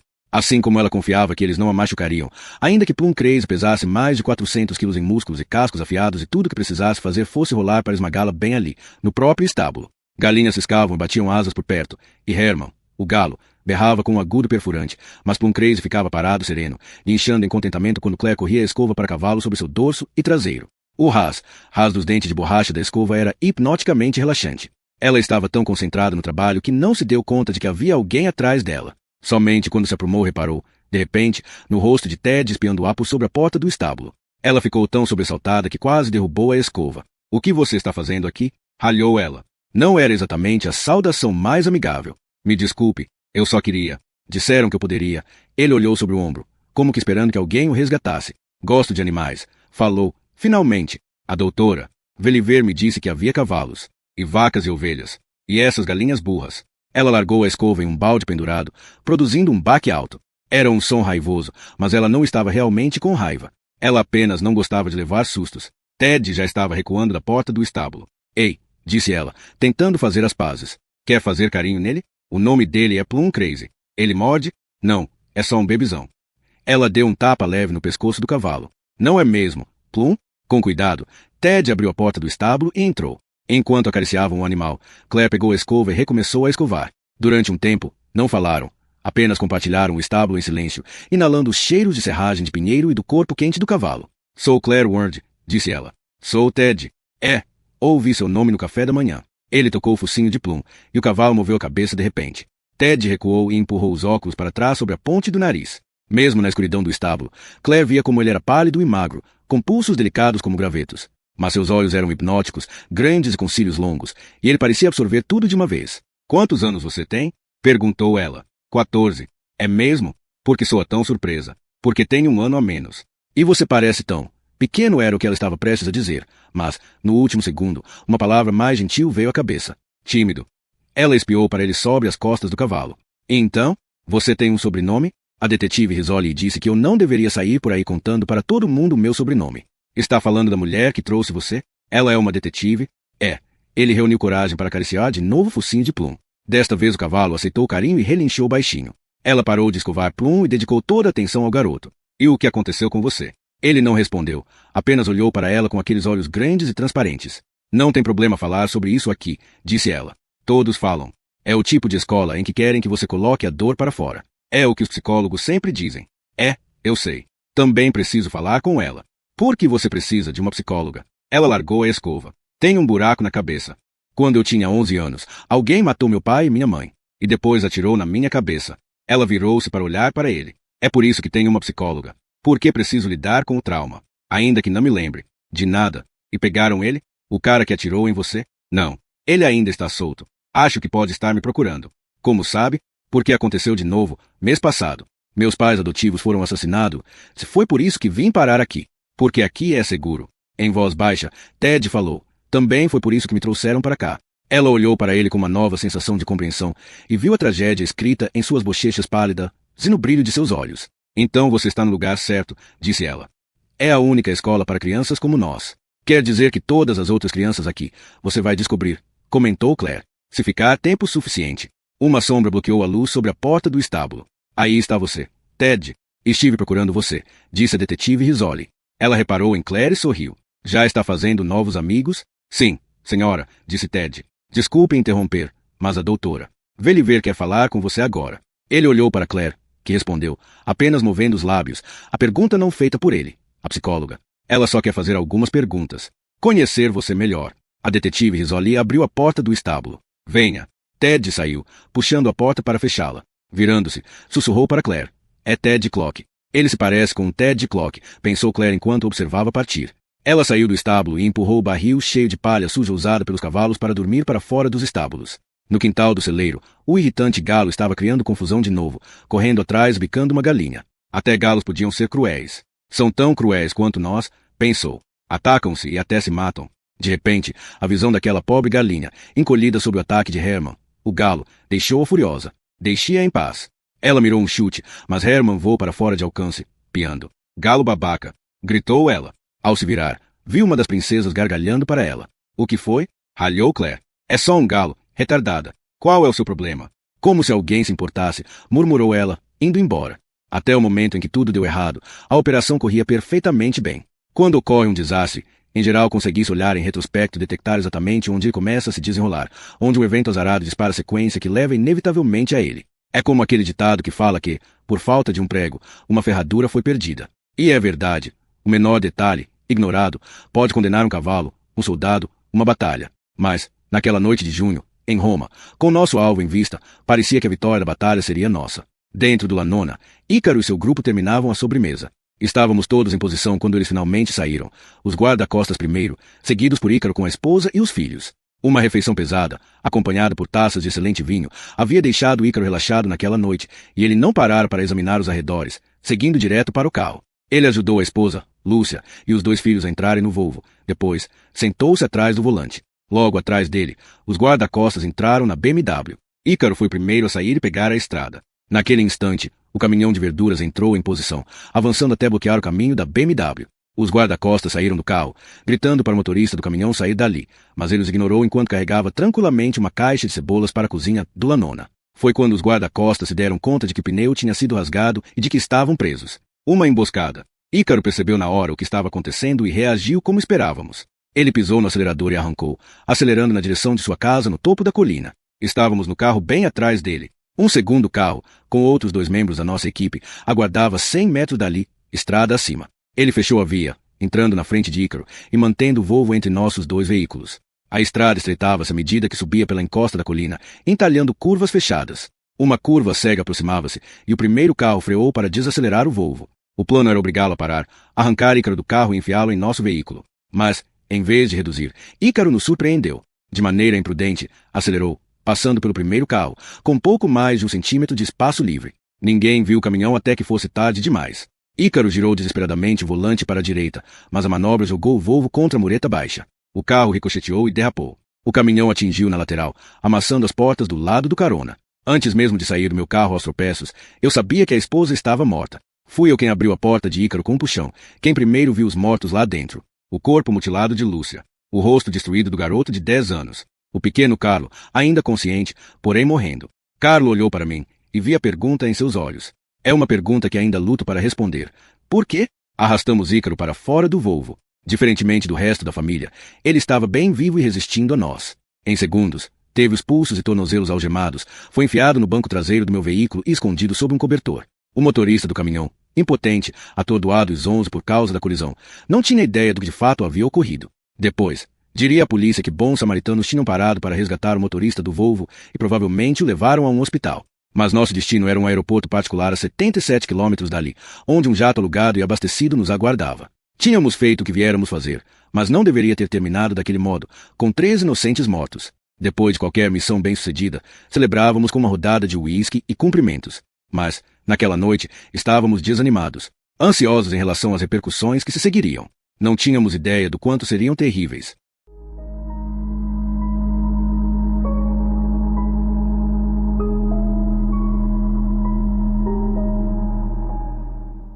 Capítulo 13. O vento batia nas janelas da sala da doutora. Veliver, e, daquele poleiro no torreão do castelo, Jane via nuvens negras aproximando-se, avançando inexoravelmente em direção a eles. Uma tempestade de verão aproximava-se, e o som do vento incomodava Jane que, com Maura, observava a doutora. Veliver preparara uma bandeja com xícaras e pires. A vista parecia ameaçadora, mas no interior da torre havia um espaço confortável, com um sofá florido, varetas de incenso e cristais à janela, um retiro sereno onde uma criança traumatizada poderia se acomodar em uma poltrona estufada e compartilhar em segurança seus medos mais obscuros. O incenso fazia com que o local parecesse mais a sala de estar de uma mãe hippie e excêntrica do que o consultório de um analista, mas Veliver era excêntrica, com seu cabelo grisalho desgrenhado, vestido de vovó e sapatos ortoédicos. Tive cerca de 48 horas para observar o garoto, disse a doutora. Veliver, e, devo dizer, tenho preocupações. Na mesa de cabeceira, o bule elétrico começou a assobiar e a borbulhar. Ela levantou-se para despejar a água fumegante em uma chaleira de porcelana. Que problemas você vê? Superficialmente, ele parece se ajustar muito bem. Pareceu gostar do primeiro dia de aulas. A senhorita Duplessis disse que ele lê bem melhor do que o nível de sua série. O senhor Roman convenceu a disparar algumas flechas na aula. E, na última noite, encontrei-o na sala de computadores, navegando no YouTube. Jane olhou para Maura. Você não consegue telefonar pelo celular, mas dá para navegar na internet? Não podemos conter a era digital, disse a doutora. Veliver com uma risada. Ela acomodou-se pesadamente na cadeira. O vestido inflou-se como uma barraca ao redor de seu corpo generoso. É claro que bloqueamos sites inadequados que nossos alunos sabem que jamais devem revelar qualquer informação pessoal. Nem suas localizações, nem seus nomes. É uma questão de segurança. Para essas crianças, em especial, disse Maura. O ponto ao qual eu queria chegar, continuou a doutora. Veliver, é que Ted, aparentemente, ajustou-se muito bem ao novo ambiente. Até parece ter feito alguns amigos. Então, qual o problema? Perguntou Jane. Ontem, na sessão com ele, descobri uma série de coisas de que ele não lembra ou opta por não lembrar sobre a família biológica. Você sabe que há um motivo para que ele não se lembre da noite em que morreram. Sei que foram mortos a bordo do veleiro da família nos arredores de St. Thomas, e que houve uma explosão que fez Ted perder a consciência. Mas me pergunto se essa explosão é a única explicação para os lapsos de memória dele. Quando pergunto sobre sua família, ele tenta evitar o assunto. Ele se esquiva, diz que está com fome ou que precisa usar o banheiro. De vez em quando ainda se refere a membros da família no presente. Ele simplesmente não quer lidar em absoluto com a perda. Ele tinha apenas 12 anos, disse Maura. Uma idade delicada. Já se passaram 2 anos. É tempo suficiente para que tenha processado a perda, assim como nossos outros alunos. Há muito trabalho a ser feito com Ted, para o fazer superar esse estado de negação. Para ele aceitar que a família se foi. Ela olhou para Jane. É uma coisa boa ter trazido ele para cá, detetive. Espero que o deixe ficar. Foi uma ação emergencial, disse Jane. Não cabe a mim decidir onde ele ficará a longo prazo. Na noite passada, a diretoria de Venson aceitou Ted por unanimidade, com todas as despesas pagas. Por favor, comunique ao estado de Massachusetts. Queremos ajudar. Direi como realmente podem ajudar, sugeriu Jane.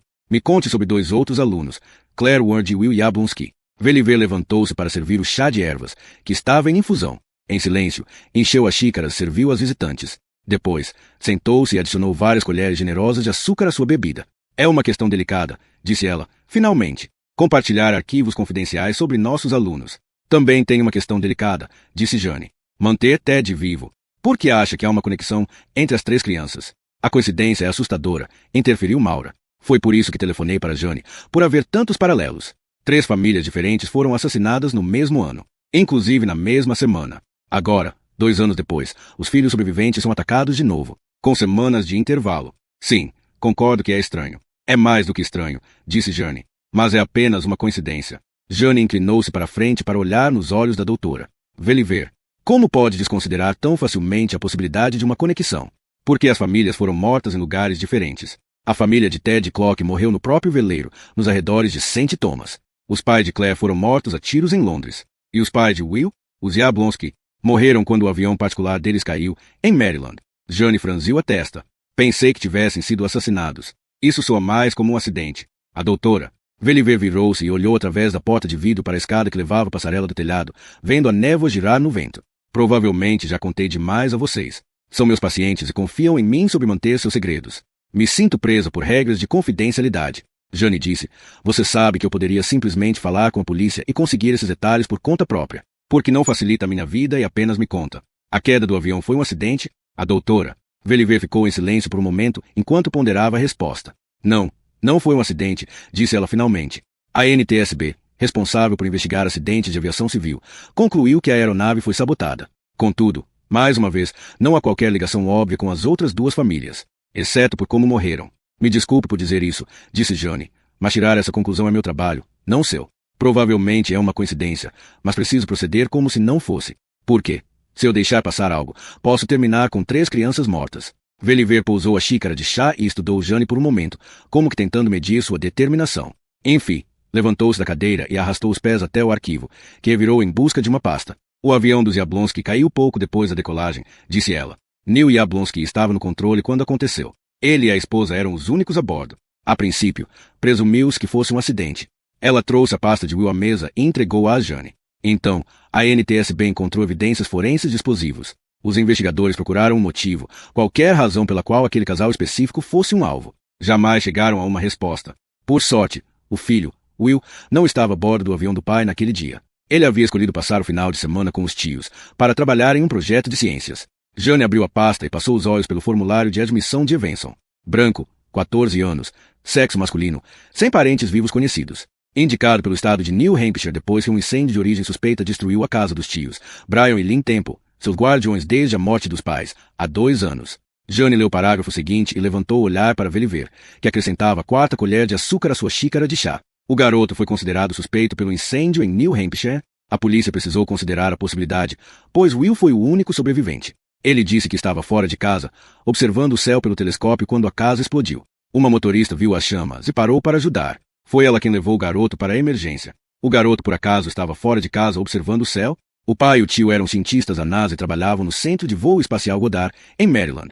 Não é de surpreender que Will seja um astrônomo amador. Quer dizer que o garoto é um nerd. Você poderia chamar ele assim. Motivo pelo qual a polícia o considerou um suspeito, ainda que brevemente, pois é certo que ele possui inteligência para construir uma bomba. Mas não tinha motivo. Que eles saibam. Pelo que observei, Will é um garoto muito comportado, com habilidades acadêmicas excelentes, especialmente em matemática. Não vejo traços de agressividade, mas tem dificuldade em socializar. Os tios educavam-no em casa, em New Hampshire, portanto ele não tinha muita interação com outras crianças. Essa pode ser uma das razões pelas quais não é rápido em fazer amigos. Por que era educado em casa? Perguntou Maura. Ele teve problemas em Maryland. O pobre menino era provocado e sofria bullying. Por quê? Por causa do peso. A doutora Veliver olhou para o próprio corpo grande, apenas parcialmente disfarçado pelos vestidos volumosos que sempre vestia. Durante quase toda a vida, lutei contra meu peso, portanto sei como é ser ridicularizada. Crianças podem ser especialmente cruéis, concentrando-se no fato de que Will é gordo um pouco desastrado. Aqui, intervimos na mesma hora quando vemos qualquer tipo de bullying, mas não somos oniscientes. Apesar de qualquer provocação, Will está sempre animado e de bom humor. Ele é gentil com as crianças mais novas. É um aluno confiável e que nunca tem problemas. Veliver fez uma pausa. Diferentemente da garota, Claire Ward, disse Jane. Veliver suspirou. Nossa pequena errante noturna. Ela levantou-se, empurrando a cadeira, e retornou ao arquivo para procurar a pasta de Claire. Agora, essa criança tem nos causado muitas dores de cabeça. A maioria relacionada com seus problemas neurológicos. O que quer dizer por problemas neurológicos? Veliver aprumou-se e olhou para ela. Claire estava com os pais na noite em que foram atacados em Londres. Todos levaram tiros na cabeça. Apenas Claire sobreviveu. Trovejou ao longe. O céu tornará-se luminosamente escuro. Jane baixou o olhar para o próprio braço e percebeu que seus pelos estavam eriçados, como se um vento frio tivesse assoprado sobre sua pele. Veliver colocou a pasta de Claire diante de Jane. Aconteceu quando a família voltava para o carro depois de jantar em um restaurante. O pai de Claire era Erskine Ward, um oficial do serviço estrangeiro que havia trabalhado em Londres, Roma e Washington. A mãe, Isabel, era dona de casa. Por causa do trabalho de Erskine na Embaixada dos Estados Unidos, houve preocupação de que pudesse ter sido um ataque terrorista, mas a polícia concluiu que havia sido um assalto que tinha dado errado. Claire não pôde ajudar a investigação porque não se lembrava do ataque. A primeira coisa de que se lembra é despertar em um hospital após a cirurgia.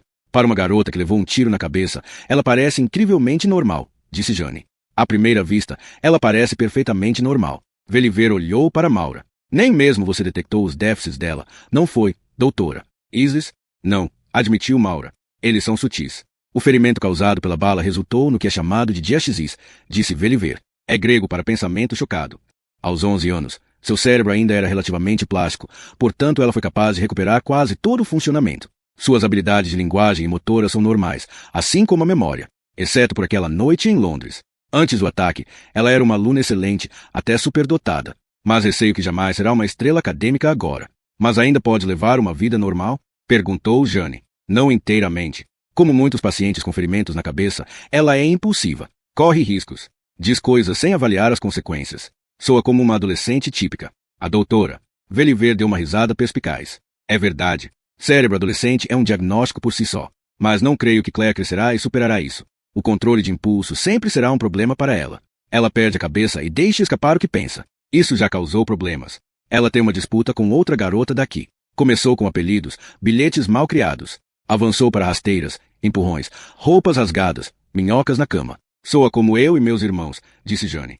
Exceto que você, esperamos, cresceu e deixou essas coisas para trás, mas Claire sempre agirá antes de pensar.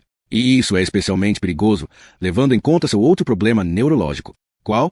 Seu ciclo de sono e vigília foi totalmente perturbado. Isso acontece com muitos pacientes com ferimentos na cabeça, mas a maioria sofre de excesso de cansaço. Dorme mais do que o normal. Claire, por algum motivo, teve um resultado paradoxal. Ela é irrequieta, especialmente à noite, quando parece hiperalerta.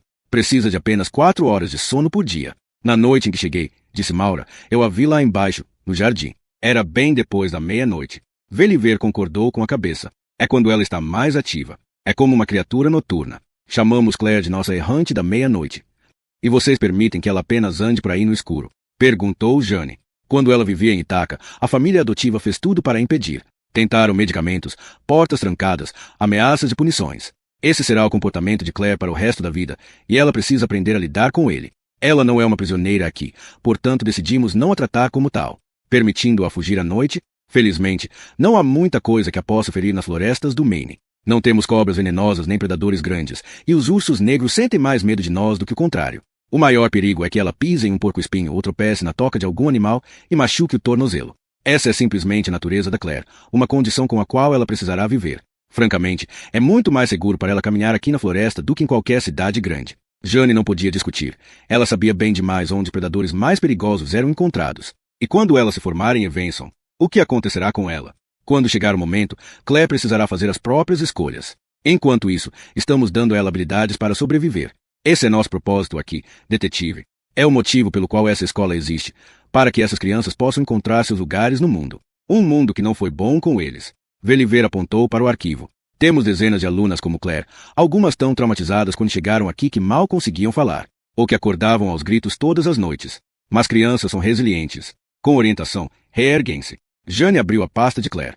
Como no arquivo de Will, havia uma avaliação psicológica inicial feita pela doutora Veliver. Ela folheou até um resumo da investigação feito pelo Departamento de Polícia de Itaca. Como Claire foi parar com os Buckley. Bob e Barbara Buckley eram amigos dos pais de Claire e os guardiões designados para ela no testamento. Os Buckley não tinham filhos. Acolher Claire certamente mudou suas vidas. Jane olhou para o relatório de polícia que resumia as mortes dos Buckley e levantou os olhos para Maura. Alguém bateu no carro deles. e atirou nos dois. Na cabeça. Parece que o assassino tinha um alvo, disse a doutora Veliver.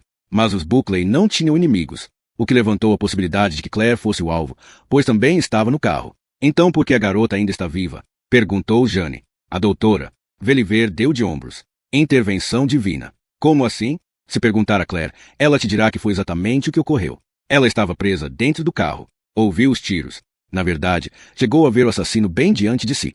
E, então, alguém apareceu. Um anjo. Foi como Claire descreveu. Uma mulher que a ajudou a sair do veículo e ficou com ela. A polícia interrogou a mulher. Ela viu o assassino. Infelizmente, a mulher desapareceu assim que a polícia chegou. Ninguém exceto Claire jamais a viu. Talvez ela não exista, sugeriu Maura. Talvez Claire tenha imaginado. A doutora Veliver concordou com a cabeça. A polícia chegou a ter dúvidas quanto a essa mulher misteriosa, mas certamente não teve dúvidas de que foi uma execução. E por isso Claire foi trazida para Evenson. Jane fechou a pasta e olhou para a psicóloga. Isso levanta outra pergunta. Como, exatamente, isso aconteceu? Ela foi indicada.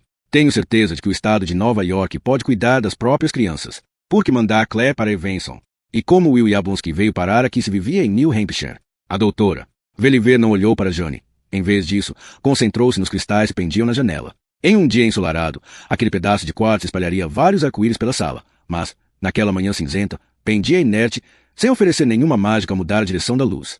Evenson possui uma reputação, respondeu ela. Em muitos casos, oferecemos o curso, a acomodação e a alimentação sem custo para os estados. Agências da lei de todo o país conhecem o trabalho que realizamos aqui. Porque a sociedade Mephisto está em toda parte, comentou Jane. E seus espiões também. Veliver encarou Jane. Você e eu estamos do mesmo lado, detetive, disse ela. Jamais duvide disso. São as teorias conspiratórias que me incomodam. Podemos concordar, pelo menos, em que os inocentes precisam de proteção, que as vítimas precisam ser curadas.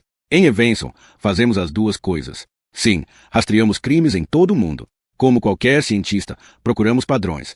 Porque também somos vítimas e escolhemos revidar. Alguém bateu na porta. Todas se viraram quando um garoto asiático, pequeno e musculoso, entrou na sala. Olá, Bruno, disse a doutora Veliver, cumprimentando com um sorriso maternal. Você precisa de alguma coisa. Encontramos algo na floresta. Em uma árvore, disse o garoto rapidamente. A floresta está cheia de árvores. O que há nessa árvore? Não temos certeza do que significa, mas todas as garotas estão gritando. Bruno respirou fundo para se acalmar, e Jane reparou que o garoto estava tremendo. O senhor Roman disse que vocês precisam vir agora. A doutora Veliver levantou-se preocupada. Nos mostre.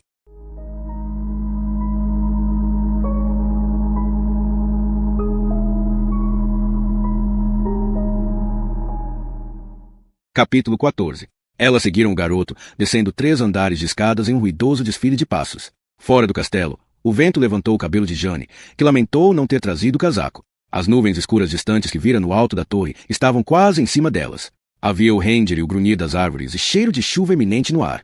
Elas embrenharam-se na floresta, guiadas pelo menino que não parecia seguir uma trilha óbvia. Com tantos pés quebrando gravetos e esmigalhando folhas secas, os pássaros ficaram em silêncio. Havia somente o som que faziam a passar e o vento nos galhos. Estamos perdidas? Perguntou Jane. Não, é apenas um atalho, respondeu a doutora Veliver. Apesar do vestido parecido com uma barraca, ela conseguia seguir em ritmo constante pela floresta, avançando pesadamente atrás daquele garoto que mais parecia um elfo correndo, agitado, mostrando o caminho. As árvores ficavam mais densas, os galhos bloqueavam a vista para o céu. Apesar de ser apenas o meio da manhã, ali, na floresta, o dia tinha escurecido até uma penumbra de final de tarde. Esse garoto sabe mesmo aonde está indo? Bruno sabe exatamente aonde está indo. A doutora Veliver apontou para um galho quebrado acima de suas cabeças. Ele criou uma trilha. A psicóloga olhou para ela. Não subestime nossos alunos. Elas já não viam o castelo.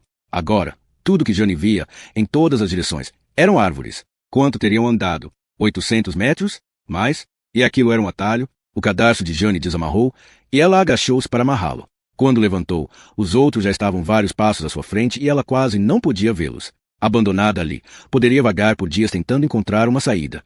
Ela tropeçou para alcançá-los e abriu caminho em meio a uma cortina de arbustos, até uma pequena clareira onde os outros tinham parado. Sob um salgueiro magnífico, estavam o professor Pasco Antônio e Roman, o guarda florestal.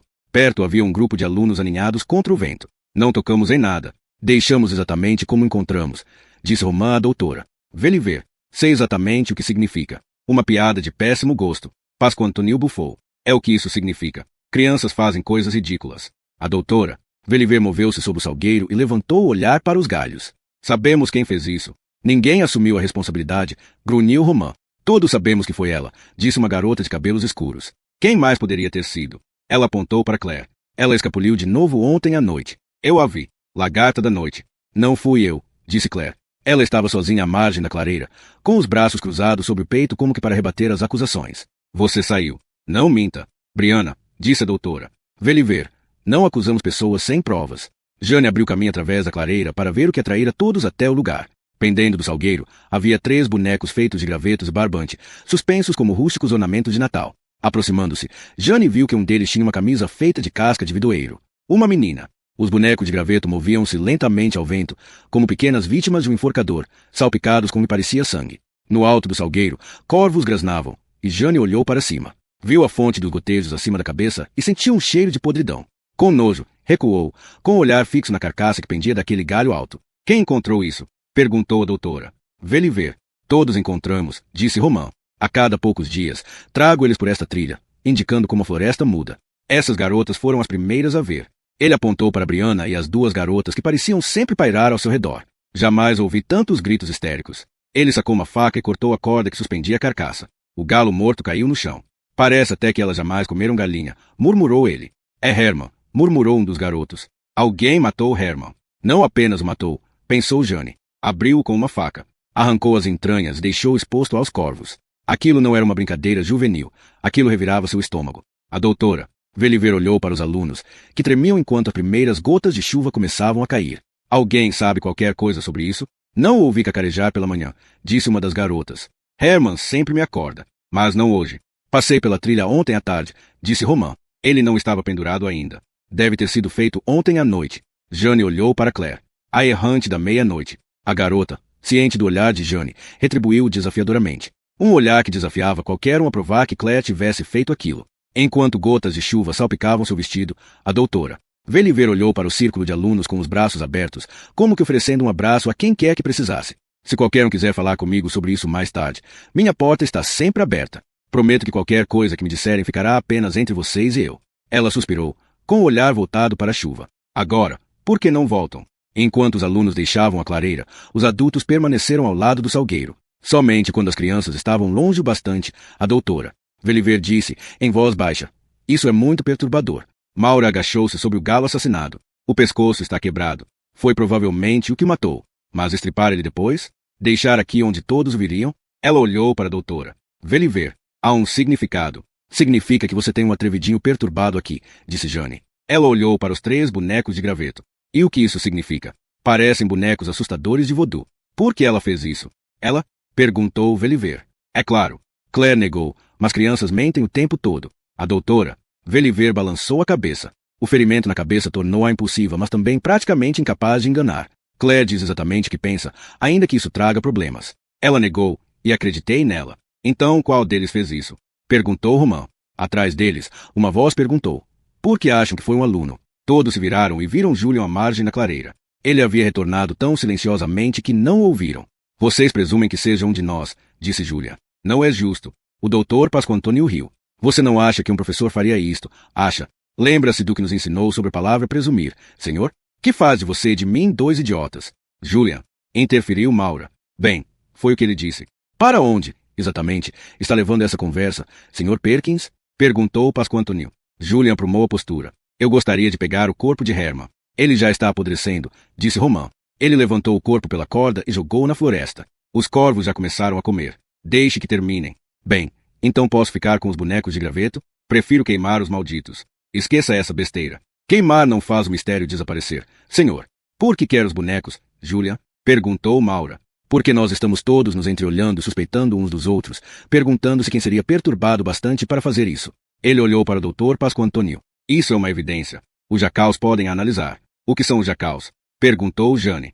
Ela olhou para Maura, que balançou a cabeça, igualmente confusa. É o clube forense da escola, explicou a doutora Veliver, fundado há décadas por um ex-estudante chamado Jack Jackman.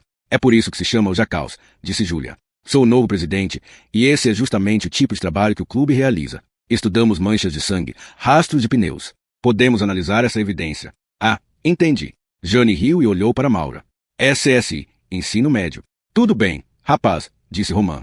Ele estendeu a faca de caça e cortou os bonecos do galho. Ofereceu-os a Julian. São seus. Investigue. Obrigado, senhor.